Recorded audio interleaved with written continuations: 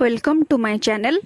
Finally आपणकर Ganjam district किंबा Khordha Koraput Sundargarh district में आपणकर वोकेशनल ट्रेनर पोस्ट बाहरी सारी जार जोटा कि आपणकर एज लिमिटेशन रही 18 रु 45 वर्ष आउ आधरे 235टा पोस्ट रही। ए वोकेशनल ट्रेनर और कोऑर्डिनेटर आपण माने हाई स्कूल ले पोस्टिंग हे परिबे। आहार मंथली सैलरी हैला 20,000 रही जोटा कि आपणकर पीएफ सहित टोटली ग्रॉस सैलरी आसुची।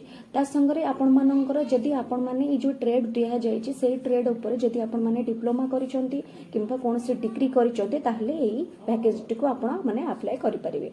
आर अप्लाई करिवार मेथड है आपणकर जो मेल आईडी तले मेंशन करा है से मेल आईडी रे आपणकर सीवी प्रथमे आपण सेंड करंतु तापरे आपण माननकु इंटरव्यू पई से माने डाकिबे।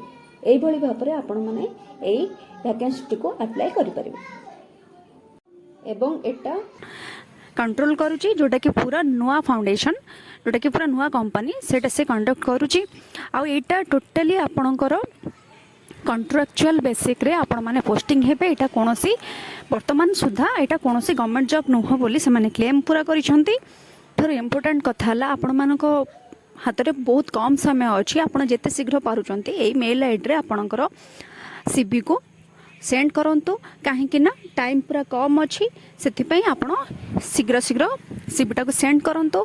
एवं आपण जे भाबुथिबे जे कि मोर गंजाम डिस्ट्रिक्ट बोली मो गंजाम डिस्ट्रिक्ट ही अप्लाई करबे तार कोनोसी माने नाही। आपण चाहिले सबु डिस्ट्रिक्ट रे अप्लाई करिवे काहे कि ना जेहेतु एटा इंटरव्यू बेसिस अछि तो एटा मार्क बेसिस वाइज से आपण सिलेक्शन करिवे। तो जदि आपण सबु डिस्ट्रिक्ट रे अप्लाई कर देथिबे ताहले आपण पई इजी हबो।